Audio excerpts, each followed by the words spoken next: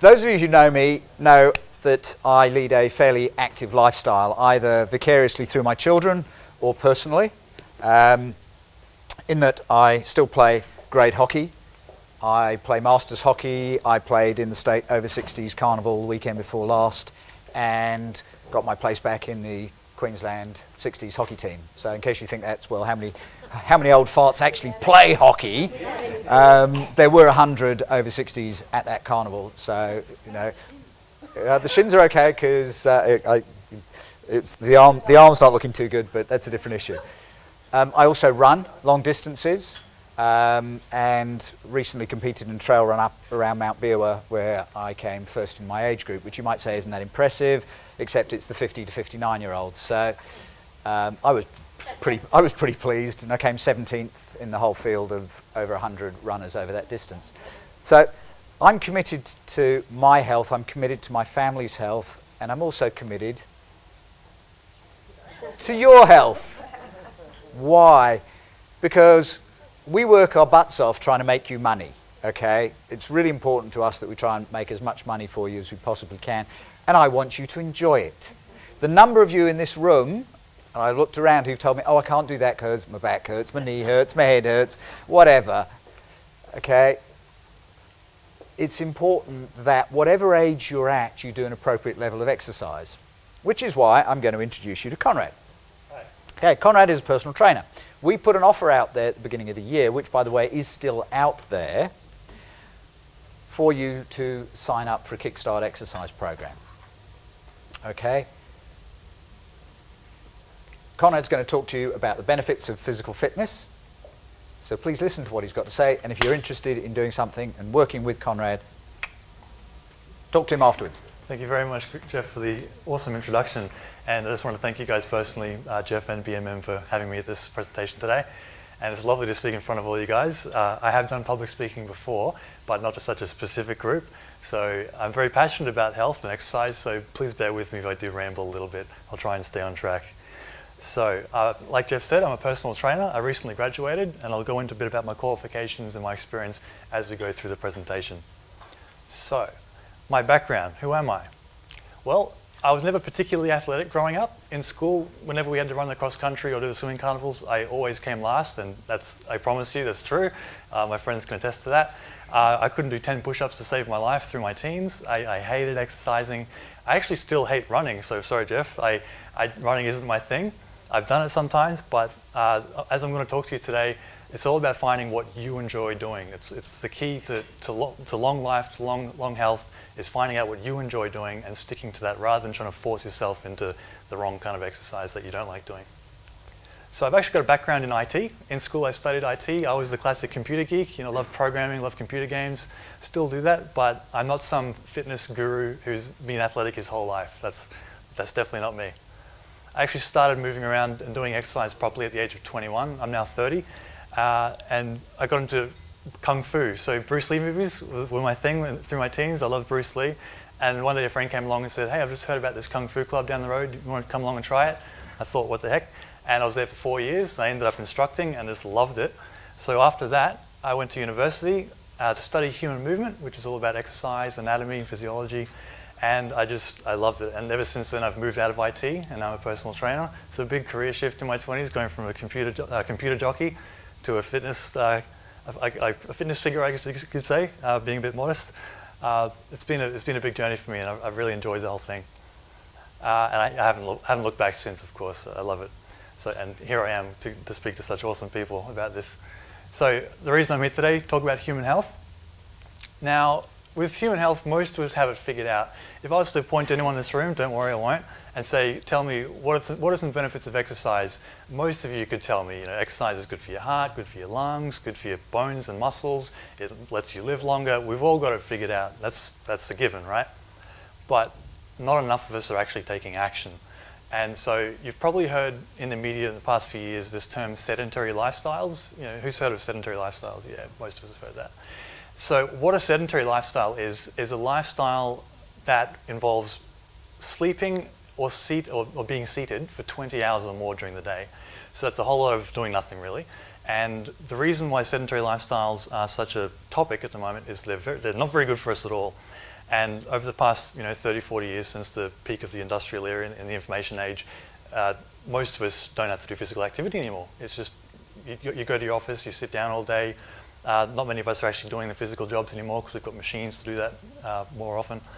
And so most of us are seated. And what this actually means, the research has found, is that it's comparable, having a sedentary lifestyle, to being a smoker. So that's not very cool, not very good at all. If you're the kind of person who just gets up and goes to work and just stays seated all day, maybe you're a driver or a retail worker, it's quite comparable to if you were a smoker, which is, not good, just to really drive that in. And so dogs seem to have it better. What do I mean by this? Dogs seem to have it better. Well, if you were to go to the pet store and buy a dog, for some reason, everybody on the planet seems to know that, oh, you've got a dog? Oh, you're going to go walk it, right? You're going to walk it every day. The dog gets the half-hour walk, 20-minute walk. Because what happens if a dog doesn't get walked? It gets depressed, it gets lethargic, sometimes they get angry and unsettled. They definitely get mopey sometimes. And personally, I think there's a bit of a correlation between dogs and humans. They are our best friend. And so what happens if people don't exercise? Well, we tend to get depressed, lethargic, angry, irritable. But I don't think enough of us have actually made this link yet. And so what are my goals as an exercise scientist? Yes, that's my qualification, exercise scientist, I should have mentioned. So my goals are to spread the importance of exercise and physical activity to not just small groups such as yourselves, but to the greater community. I live just down the road at Kelvin Grove, and I'm starting to get out there and talk to people in my community. And I'm really trying to get out there and bust some myths such as exercise isn't for everyone, and myths such as, oh, it's too late for me to start exercise. That's completely bogus. So hopefully today we can squash some myths. So this is a big ugly slide, and it's meant to be a big ugly slide. I don't expect you to be able to read all that, but these are the reasons why we should exercise. So I won't go through every single thing.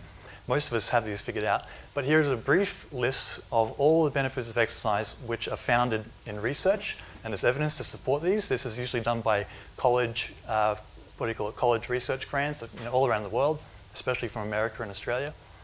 So there's moderate to strong evidence for all these on the board, and I'll just pick a couple and just talk about those. So, of course, you get increased muscular function and health by doing things like resistance training or yoga. Anything which uses the muscles, you're going to get stronger muscles. And I really want to focus on the muscles today because as we get older, especially for women, unfortunately, there's a very significant loss of muscle mass as we get older. Every 10 years, most human adults tend to lose about 1 kilogram of just muscle mass, and we tend to gain a bit more fat mass. And what that means is as we get older, and we're not using our muscles as much as we should be, we're losing our muscles function, and we're not able to get out there and do the things that we enjoy. Maybe for you, it might not be doing things like Jeff is and running and doing hockey. Maybe it's something simple, like just walking 6 blocks to say hi to a mate, or go do lawn bowls down the road, or maybe you like sailing. But if you're losing this muscle mass through not using your muscles each year or each decade, then you're much less likely to be able to get out there and do the simple things that you actually enjoy that make you feel well. And of course, we've got things we know, such as weight loss. Exercise is great for weight loss. It's pretty much the best thing you can do next to eating well. And just moving down the list quickly, the bottom one, I found this personally the most surprising as I went through my degree, is that there is strong evidence to support that there's improved mental health. And especially with things like Alzheimer's, you can fight or you can decrease your risk of getting Alzheimer's and increase resistance to depression and distress. So a lot of us maybe think, oh, I think exercise will make me feel better, but there's actually evidence to show that. So that's really good news, I think. And of course, more. So this is actually a non-exhaustive list. There's plenty more. And if all of these benefits came to you in a pill, the person who came up with this pill would be a trillionaire in a few years. Everyone on the planet would want this pill. There's no negative side effects. It's all good stuff. It's all positive. So why wouldn't anyone want this pill? But you can all have this pill for the low, low price of nothing. You just got to get out there and start moving a bit, or keep moving if you're already doing it. And just as an aside, can I get you to put your hand up if you are currently exercising at all? Yeah? Oh, excellent. Okay, cool. Great. Yeah, just for personal curiosity. Okay. So, a few tips about exercise just to get us thinking about it. When it comes to exercise, more is often better. What I mean by this is that if you're out there thinking, oh, if I start exercise, I might get hurt, it's not going to be good for me to get right into it. Well, research has found that there's a strong positive relationship between the amount of exercise you do and the total benefits received. So what that means is that as you do more exercise, you get more of the benefits. Similar to the positive relationships on the graphs that we saw before. As one goes up, so does the other. So My point is, if you're out there thinking, oh, if I do another hour a week of exercise, it's probably not good for me, it actually probably is good for you. And it's very unlikely that most of you in this room could overwork yourselves. It's very unlikely. So, the red lines up here on this slide are all about the tips that I want you to take home, the take-home tips. I want you to think about aiming for consistency rather than perfection. So a lot of people, at least the clients that I have as a personal trainer, throughout their lifetime, they tend to go through these peaks and troughs. So in January through March, most people join the gym, they're buzzed, it's a new year, I'm going to change my life, and they set this goal really high. I'm going to get the perfect body, it's going to be great, I'm going to be a fit bill of health. And come March, it's just too much to handle, and just before you know it, they've lost the energy, they've lost the drive, it's just that the goal is too far away, and for the next 9 months of the year, they're doing absolutely nothing. So contrary to that, I would much prefer people to stick to a more realistic goal, not a lower goal, but just a more realistic goal, like I'm going to do yoga twice a week, or I'm going to get in the garden 20 minutes a day, 3 or 4 days a week, for the rest of your lives. And I know that, it's all right, sorry. I'll forgive you, I've done it before. So, yeah, where was I? Do you realise that's a $50 fine? $50 fine, yeah. So, some of you may hear that term, the rest of your lives, and go, oh, the rest of my life, exercise the rest of my life, it's horrible. And I hear you, but the point is, if you're doing an exercise or an activity that you enjoy, then it's not a big deal.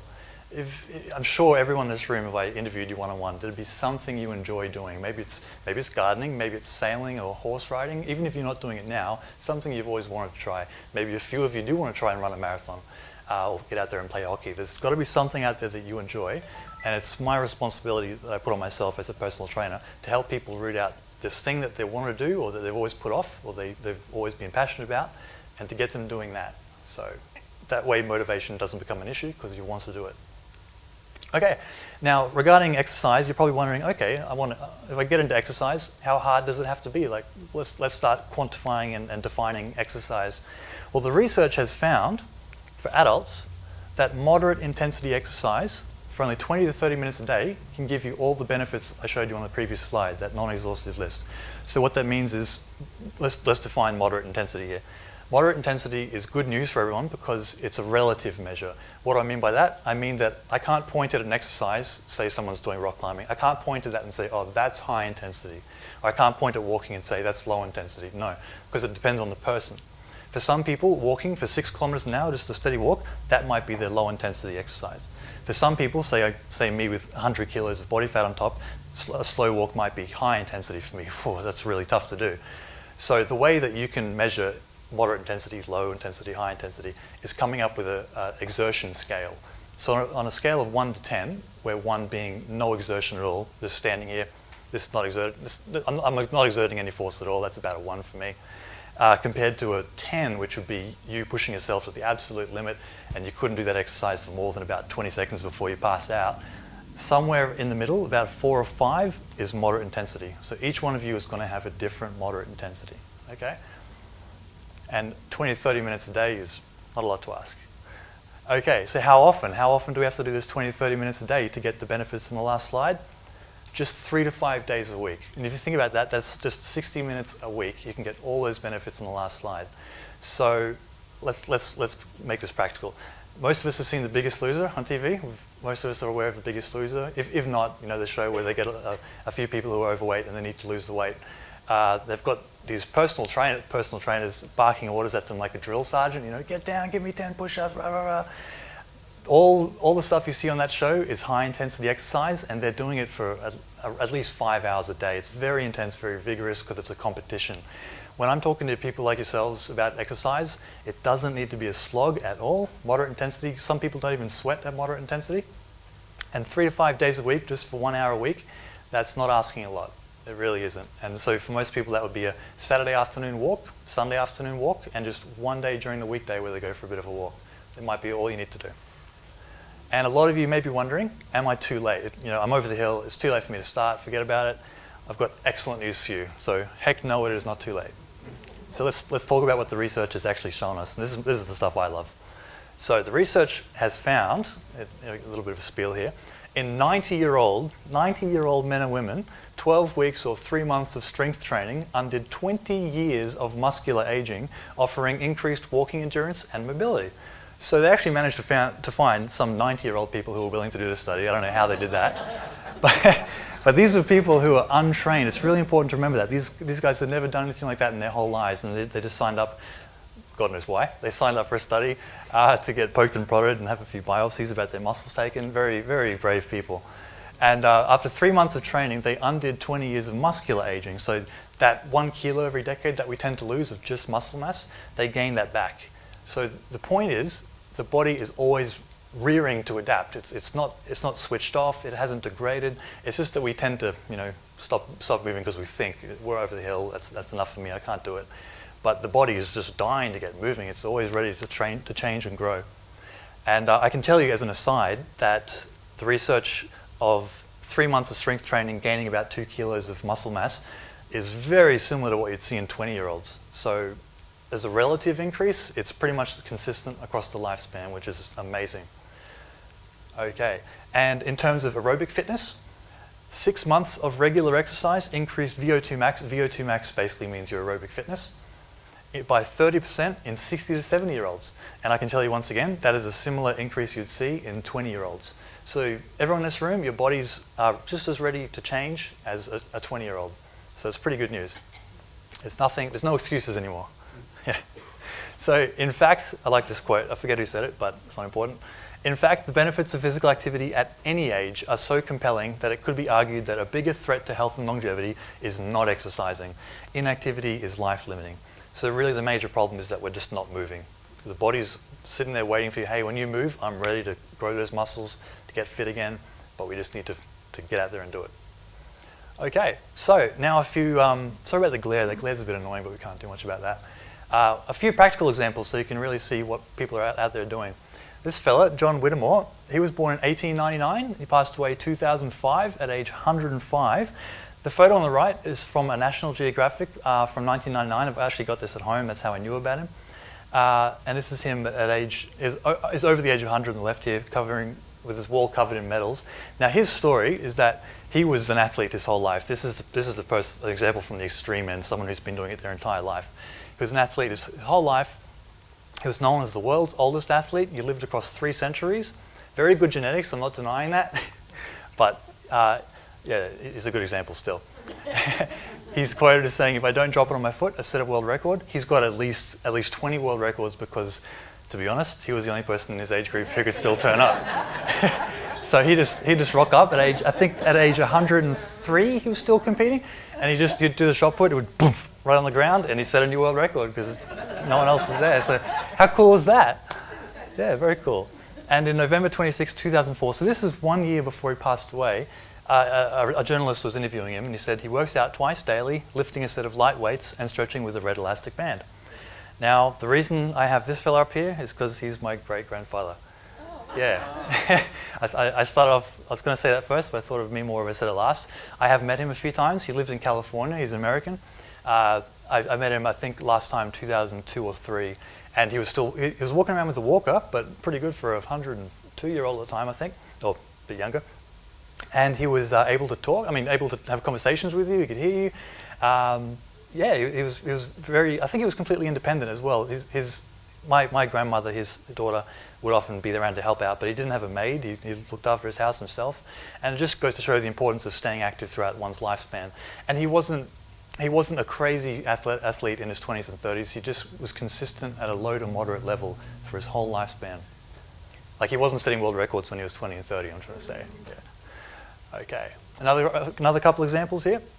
This lady, Ruth Flowers, she was a DJ at age 72, and she decided at age 68 to start this. So at age 68, I'm not here today just to talk about people who are athletic or athletically orientated. I'm talking about people who just want to get out there and try something new. It's never too late to start. But having said that, health always forms the foundation of our choices in life. So it's great to have the money, as Jeff's been talking about, but if we don't have the health to back it up, we have less choice. Do I want to get out and try DJing? Great. Can I walk to the DJ booth? So it's very important. Another example, this fella here. How old do you reckon he looks? I reckon he looks pretty good for a 50, maybe 55-year-old. Well, he's Lloyd Kahn. He's 79. Yeah. And he started skateboarding when he was 65. So you're never too late to start. I'd love to have seen him start at 65. It might not have been too graceful. But the fact is he had the foundation to be able to get out there and try it. few more people. How old do you reckon this lady is? 80? Okay, let's go with 80. Let's go with 80. Doris Long, she's an industrial climber at age 100. Yeah, industrial climbing is basically abseiling. So yeah, so coming down walls. I doubt she's doing too much climbing, but the fact is, abseiling at 100, give her all the money. She started at age 85. So it wasn't like she was an industrial climber in her 20s and 30s. No, she started late, and that's the point. You can start as late as you need to, but of course starting earlier is better, just like with investing. Okay, this lady here, Lynn Ruth Miller, she's a stand-up comedian at age 80. So she's getting out there trying new things. It takes a bit of physical effort to get out there and be a stand-up comic, but she's doing it at age 80. And a couple more. This lady here, Linda Fox, she competes in dressage competitions, which I believe is just galloping the horse around doing things with a horse. she's 67. Yeah, so the horse is doing the exercise. That's right. But the fact is, it does take a little bit of stamina to be able to get up there on the horse by yourself. And yeah. Imagine a lot of core strength as well. A lot of bumping up and down.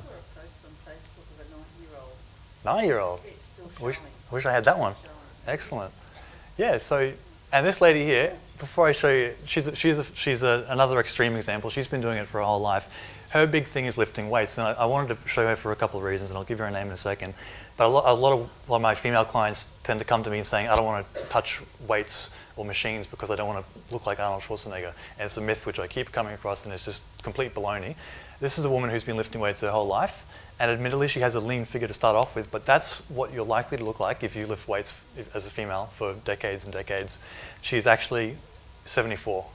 Yeah, her name's Ernestine Shepherd. She's pretty famous, and she's still lifting weights to this day, and lifting weights will not make you look like Arnie. Steroids will. Lifting weights will make you look fantastic.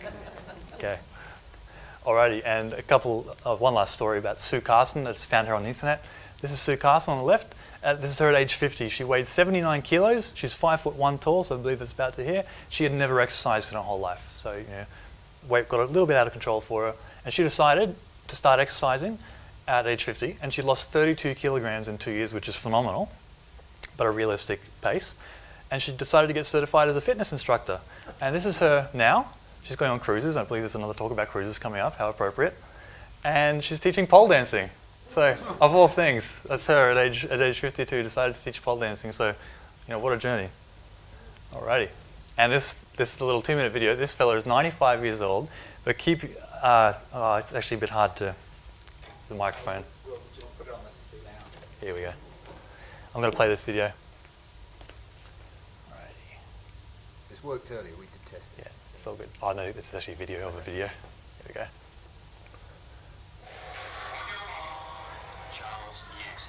He's running 200 meters. He's called to his marks by the starter at Lee Valley for this world record attempt. It's a world record attempt. So, yeah.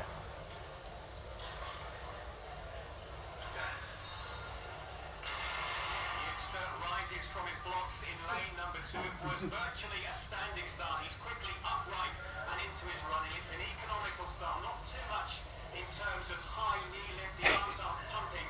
It is economy of effort. It's clearly a tactic to be one pace through this 200 meters, which is raced on an oval. It's a pretty good pace. Midway down that back straight, he is racing against the clock. The other 2 men in this race who were to his outside, they're younger men, doubtless chasing their own age group mark, and they've gone on significantly quicker. As he rounds this final bend, he has to track all to himself, and Charles Schuster is racing nobody but the clock. A decade after taking up the sport of track and field, when he found he was losing muscle and gaining weight, he can now set a Masters world record. He enters the short finishing straight at Lee Valley. The crowd begin to acknowledge this. I can see some of them are on their feet. He crosses the line, does Charles Schuster. It is a new age group world best. 55.48 seconds. Yeah. Good lungs, and how does this fit in there? I just wedged it in. Oh, I see. Right.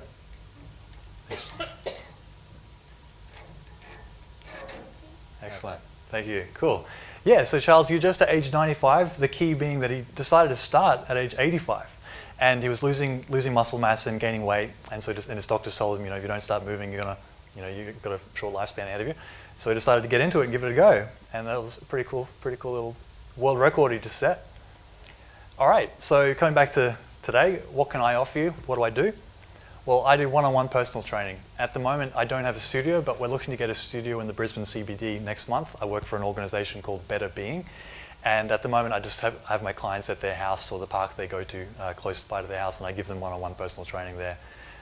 So I'm mobile, I come to you. I can give you a customized program that meets that is aiming to meet your needs and goals and wants. So what that means is everyone's got a story, everyone's got anxieties and concerns, things holding them back and obstacles in their mind. I have 2 years completed of a psychology degree as well, so I love dealing with people one-on-one, finding out what works for them, and I'm very personal in my training. I offer ongoing support, so besides being able to phone me, text me, email me, I've got a Facebook page where I'm always uploading articles for my clients to read. I'm always there just a phone call away, so it's not like you see me once a week and then I'm out the door. No, we're always connected in some way. And probably most importantly, I give people a program that they're actually going to enjoy doing. So not every client ends up with a program that's push-ups, sit-ups, squats. No, their program might be doing some stretches because they want to get back into yoga or something, or maybe they want to get back into gardening, but the osteoarthritis has been affecting their wrist and makes it too hard to be on their hands and knees all day. So we start off with exercises to strengthen up the forearm and the wrist, and then we can go from there with a long-term goal of getting back into gardening for an hour a day. So not everything is about athletics and lifting weights. So my qualifications, like I mentioned, I went to university and I graduated last year having done a bachelor's degree in exercise and movement science. So what does that mean? That means, or compare it to most personal trainers in Australia who do a Cert 3 and Cert 4 in fitness. That's a 6-month full-time course. Some places it's a year. But this degree is a 3-year degree and it's a QT just down the road at Kelvin Grove. And it's a very good, very thorough degree. We go through chronic illnesses, how to deal with people with arthritis and things like that, as well as nutrition, and of course, very importantly, psychology. And on top of this, I have 2 years completed of a psychology degree as a personal interest.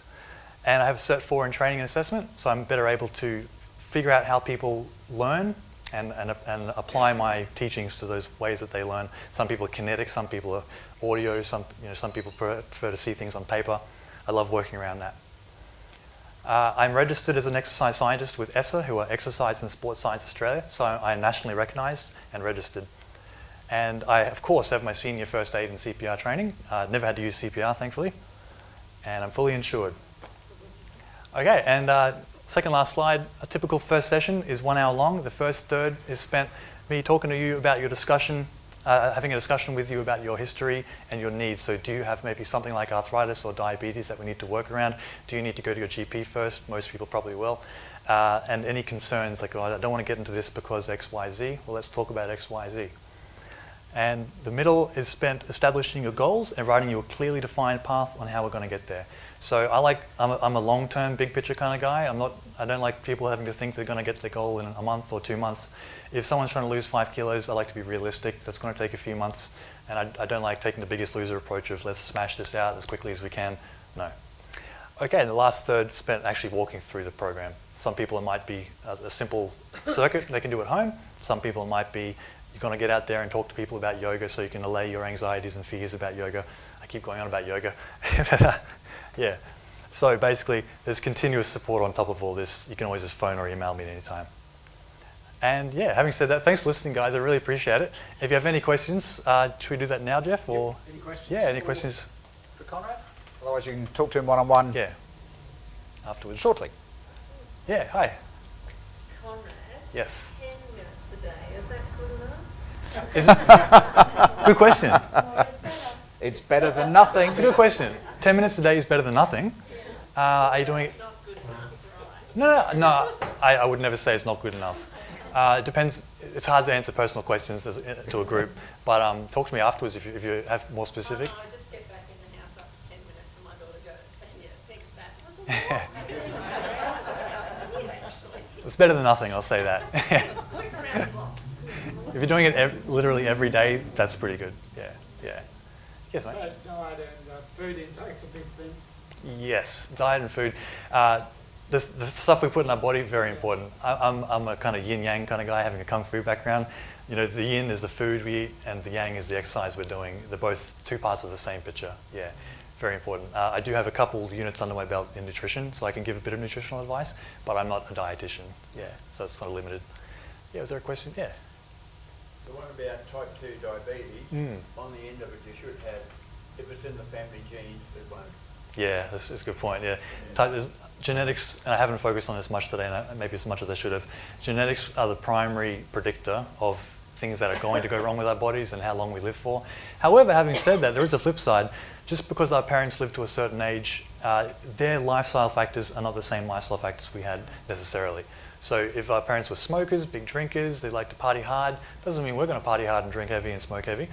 So it's not set in stone 100%. Yeah. In your slides with the people who are 80 and 90-year-olds, I think you should add Hugh Hefner. Hugh Hefner. Yeah, he's doing pretty well. How old is he now?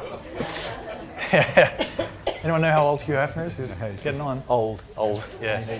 He needs a good iron. Yeah.